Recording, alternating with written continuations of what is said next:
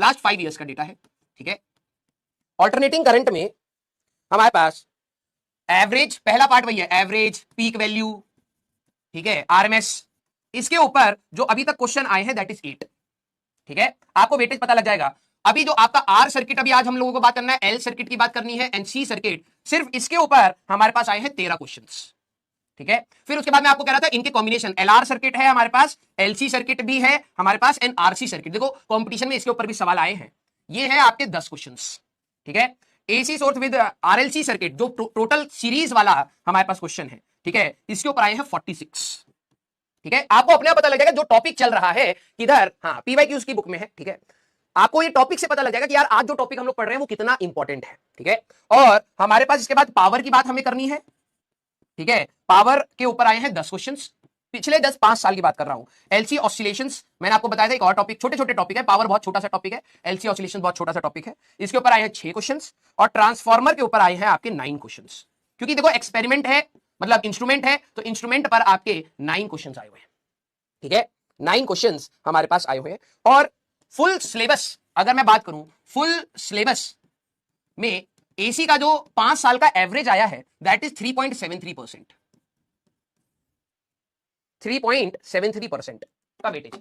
ये मेंस की बात है बेटा, this is just for mens. अभी तक हम लोगों ने मेंस का डेटा कंपाइल करा है। अभी हम लोगों ने, मैंने बोला भी है कि 5 साल नहीं 7 साल का ये डेटा लो, और एडवांस का भी 7-8 साल का डेटा लेके बच्चों को दो, ठीक है। अब ये 5 साल का डेटा बेटा, आपको एटलीस्ट अंदाजा लग जाएगा कि आरएलसी सर्किट, देखो मैंने आपको बताया कि ये वाला पार्ट है, this is just the introduction. हम लोगों ने सब्जेक्टिव क्वेश्चन ज्यादा करे थे, ठीक है। रीजन उसका ये है कि इसके ऊपर ज्यादा सवाल है भी नहीं। 5 साल में 8 सवाल आए भाई, 5 साल में कितनी शिफ्ट हो गई, मॉर्निंग, आफ्टरनून, और हमारे पास 2 अटेम्प्ट हो गए। तो आपके जो पीवाईक्यूज है वो आप ट्राई करें। ये वाला पार्ट हमारे पास बिल्डिंग पार्ट है, अगर आप इनको अच्छे से, आज की क्लास अच्छे से बनाएंगे, बेस अच्छे से बनाएंगे, तो ये वाला पार्ट आपका अच्छा हो जाएगा। और ट्रांसफार्मर वाला पार्ट आपका बहुत आसान है, पावर वाला पार्ट बहुत आसान है। इसको अगर आप होल्ड कर गए तो ये चैप्टर हो जाएगा। सर मीनिंग ऑफ 3.73% मतलब, अगर मैं फिजिक्स का होल सिलेबस को अगर मैं 100% कह रहा हूं, होल सिलेबस को अगर मैं 100% कह रहा हूं, इसमें से 3.73% क्वेश्चंस आपके एसी चैप्टर से आए हैं, एसी चैप्टर से। ये जो अभी हम लोग पढ़ रहे हैं बहुत छोटा सा चैप्टर है, ठीक है। अब मैं आपको बता देता हूं इसके आगे आने वाला ईएम वेव्स में, ईएम वेव्स का वेटेज आपका आ रहा है दैट इज 2.96, अप्रॉक्स 3%। ऑप्टिक्स का आ रहा है 5%। मैं अगर आपको वेटेज वाइज बता दूं, सबसे ज्यादा हाई वेटेज में कौन कौन से आ रहे हैं अभी तक जो आपने पढ़ लिया उनके बता देता हूं, ठीक है, सो दैट आप तैयारी करें। चैप्टर 1 3.18% आ रहा है, इतने percentage. Chapter 2 4.5% potential and capacitance. Current chapter 3 current 6.57%। मैंने कहा था सबसे ज्यादा वेटेज ये पकड़ता है, सबसे ज्यादा वेटेज, ठीक है। Moving charge and magnetism chapter 4 moving charge and magnetism 2.89। Magnetism and matter जिस पे आप रो रहे हैं, अर्थ मैग्नेटिज्म एंड ऑल 1.8%। ईएमआई इसके ऊपर आया 3.2%। तो करंट इलेक्ट्रिसिटी हाथ से मत जाने देना, ठीक है। करंट इलेक्ट्रिसिटी हाथ से मत जाने देना। Highest weightage 11th and 12th। Rotation का भी मैं, थर्मो भी आपका बहुत ज्यादा पूछा जाता है, थर्मो का भी बता देता हूं आपको, सो दैट आप अपनी तैयारी ध्यान से करें भैया। इसके बाद ऑप्टिक्स आएगा, इस चैप्टर के बाद आपका 12th का ऑप्टिक्स आएगा।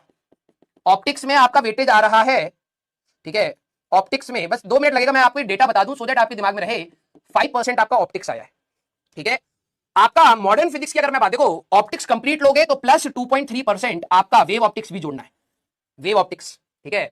मॉडर्न की बात करें 4.05 ड्यूल नेचर, 2.40 हमारे पास एटम्स एंड 3.14 आपका न्यूक्लियाई, ठीक है। सेमीकंडक्टर 4.75 और कम्युनिकेशन अगर आप लास्ट पार्ट की बात करें तो 3% ये। अब आप देख लो, this is the modern physics part. मतलब अगर आप मॉडर्न की बात करें, वेटेज देख लो भाई। मॉडर्न में ऑल्दो हम लोग 3 चैप्टर लेते हैं, लेकिन मैं सेमीकंडक्टर और उसको भी जोड़ दूं तो हमारे पास 4, 5, 6, 7, 8, 9, 9, 10, 11, 12, 12, 4, 16% के आसपास। तो आपके पूरे 100% में से ये लेके बैठा है, पूरे 100% में से 12वीं का आधा पार्ट जो आपका है, लास्ट के कुछ चैप्टर्स, और ये बिल्कुल आसान है।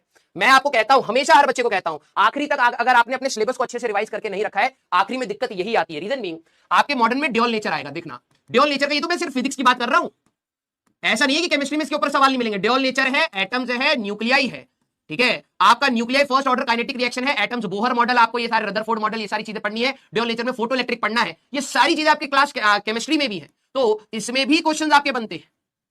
अगर आप सिर्फ मॉडर्न की बात करोगे तो 17-18% ये लेके चला जाता है, और बिल्कुल आसान है। आप इसको 2 बार पढ़ेंगे, अपने आप समझ आ जाएगा। तो प्लीज हाँ, आप इस चीज को ध्यान रखना कि आज हम लोग जो पढ़ रहे हैं वो ये वाला पार्ट है, इसके ऊपर भी 13 क्वेश्चन आए हैं, तो अच्छा खासा वेटेज है।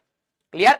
क्लियर? इसमें लॉजिक गेट का एक फिक्स्ड क्वेश्चन होता है 4.75 सेमीकंडक्टर। बच्चे जनरली आखिरी तक इतनी कम एनर्जी पर आ जाते हैं, sir pre board, sir 11th revision, ये जाता है उनका सारा, ये जाता है 16%, 16% ये चला जाता है। ठीक है, थर्मो का मैं बता रहा था ना, मैकेनिक थर्मल पूरा थर्मो आपका आ रहा है 8%, पूरा कंप्लीट थर्मो 8% है। रोटेशन की बात कर लेता हूं, रोटेशन है आपका 5.3%। ये आपके बड़े बड़े चैप्टर्स हैं।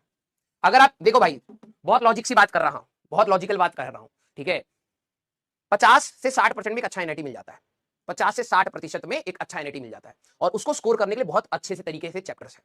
12वीं अगर आप पकड़ के बैठोगे तो आप आसानी से निकाल ले जाओगे। ठीक है, clear? Yes. KTG and thermo, complete thermo, thermal expansion की बात हो, कैलोरीमेट्री की बात हो, केटीजी की बात हो, आपका हीट ट्रांसफर की बात हो, एंड हमारे पास थर्मो पूरा मिला के 8% है। ठीक है, अब सारे चैप्टर का पूछोगे क्या? ठीक है, अब ये आपको देंगे तो आप दिन भर बैठ के उसको ताकते ही रहोगे, पढ़ोगे नहीं। इसका मैंने अभी आपको इसलिए दे दिया है, ठीक है, इसका मैंने आपको इसलिए दे दिया है कि आपको चैप्टर में थोड़ी सी डेप्थ रहे, कि ये नहीं कि भाई हमारे लिए आज जो पढ़ रहे हैं वो इंपॉर्टेंट नहीं है। भैया हर टॉपिक से सवाल है, हर टॉपिक से। अरे यार तुमको पीडीएफ ही दे देनी चाहिए थी। फ्लूइड्स का बताओ अब इनको देख के, फ्लूइड्स का 5.08% है। ठीक है, तुम विश्वास नहीं करोगे, तुम विश्वास नहीं करोगे, यूनिट्स एंड डायमेंशन का वेटेज रोटेशन के बराबर है। यूनिट्स एंड डायमेंशन का वेटेज रोटेशन के बराबर है। ठीक है, और देखो यूनिट्स एंड डायमेंशन कितना हल्का चैप्टर है, पढ़ने वाला बच्चा यहीं से निकल जाएगा भाई। तुम विश्वास नहीं करोगे, ग्रेविटेशन का 4.5% है। अगर आपने इलेक्ट्रोस्टैटिक्स अच्छे से पकड़ के रखी है, और ग्रेविटेशन में भी सबसे ज्यादा सवाल पता कहां से पूछे? Variation of acceleration due to gravity, 71 सवाल, 71 क्वेश्चंस इन लास्ट 5 इयर्स। ठीक है, अरे भैया पीडीएफ में सिर्फ क्वेश्चन पेपर लीक नहीं हो रहा है, इनको तो ऐसे हो गया भैया जैसे कलेजा निकाल लियो इनका। क्वेश्चन पेपर नहीं है, बस ये है कि किधर से कितने सवाल हैं उसकी एनालिसिस है। ठीक है, ये तो ऐसे पढ़ गए भाई तो लीच के जैसे, पढ़ाई करने के लिए भी मन नहीं लग रहा, लेकिन फालतू बकवास करा लियो इनसे।